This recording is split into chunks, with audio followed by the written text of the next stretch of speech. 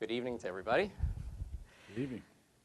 Well, I want to start by asking each of you to tell me, why did you start blogging initially?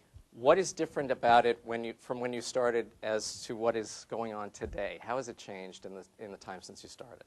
I'll start with Ed. Well, I was regarded as a runaway from the old media world when I started blogging, because it was all the friends of mine who were writing for the Times or Gourmet, they said, "What are you doing?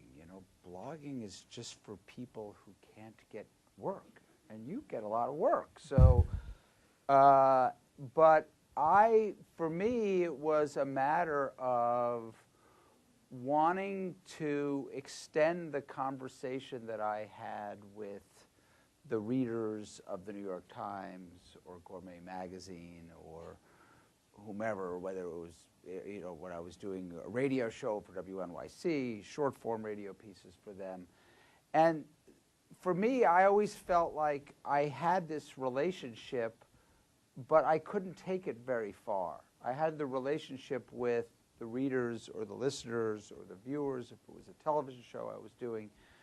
And what, of course, blogging does is it allows you to continue the conversation ad nauseum, in fact. And so the other reason that I decided to start blogging was I love the idea of not having any more gatekeepers in my life.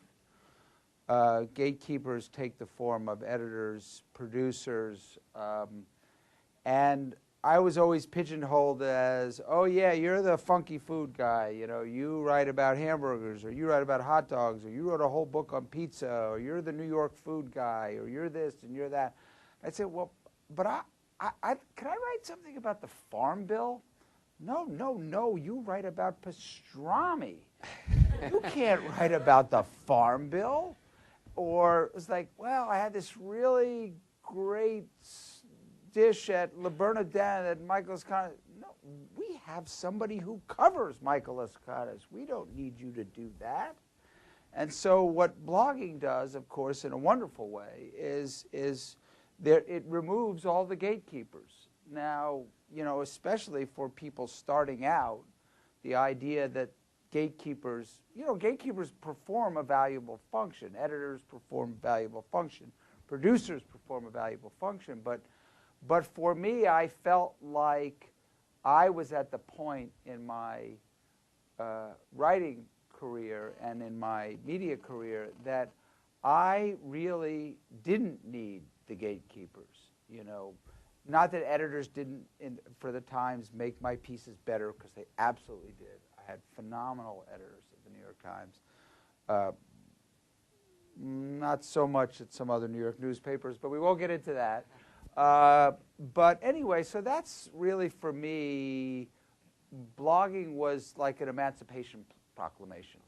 It was, I was throwing off the chains of the, the oppressors.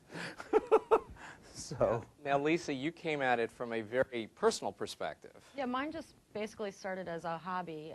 I moved to New York from Texas in 1995, and I started my blog in 2005, but it wasn't until 2006 that I really established that it was going to be a food blog. I probably did like 3 posts in that year. But in 2006, I'd been shooting photos manually with film for quite a while, but in 2006, I got my first digital SLR. And I'd always taken pictures of food, and so it just seemed like making the blog, a food blog, was, a nice marriage. And I was always cooking, and I was usually cooking Texas things because that was the kind of food I couldn't find when I went out in New York. So it just kind of naturally fell into place that way. Now, Michael, you are really chronicling what happens at the restaurant every night in your blog. Yeah, I mean, what initially started, how it all started for me was I was sitting in the office with my boss, Eric Repair, after the busy holiday season. This would have been late 2007. And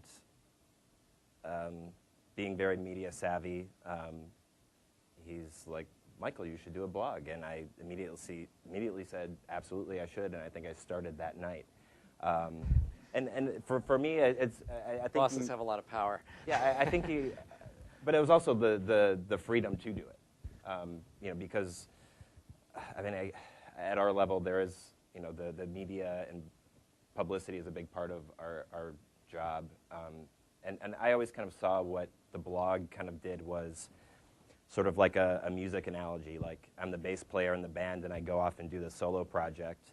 I have the credibility from the main band, but hopefully I bring some artistic street cred back to the original band. But it's funny how you mentioned, part of your question was also about how it evolved, and one of the very first bits of advice I was given, the very first post, I immediately sent it to maybe 5 trusted friends who also were writers or in the media, and one of the best pieces of advice I got was, let it evolve, let it take shape, and I did that, and it definitely has evolved. I don't know exactly how. I haven't stepped that far back from it yet. I haven't had time. But that's the one thing. I've just kind of let it take its course. Let me ask each of you why food is such a compelling topic online. You can't smell it, you can't taste it, you can certainly see it through the photographs, and that's a very compelling part of this. But why has it generated so much attention? People are flocking to food blogs like never before. Ed? It's an incredibly democratic medium, so we can start there. Remember, in the old media food world, information was bestowed upon you. It was bestowed upon you by Gourmet Magazine. It was bestowed upon you by newspapers. It was bestowed upon you by various and sundry media outlets. And so I think it was really emancipating because everybody, first of all, food, it affects everybody's life. You know, it's one of these things, whether you eat to live or live to eat, it matters. You know, and health matters, and food safety matters, and deliciousness more, and pleasure matters so much, at least when I think of food. So it's no surprise that people flock to food blogs because people love being engaged in a conversation, you know. And I think one of the reasons, I mean, to me, this success, and I think Michael's absolutely right, even my blog, which started as a business, you know, which is probably unique to the three of us, you know, I had no idea what it was going to become. You know, in 27 months, it's become the most popular food blog in the world, basically, which is, I wish I could tell you, I could give you a design and tell you each how to do that. I have no idea.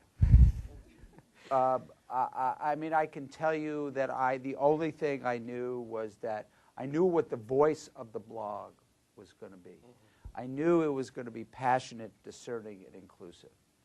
And so anybody who writes for us, they need to know those 3 things, that you have to be passionate about what you're writing about, you know, you have to be discerning, and you have to be inclusive.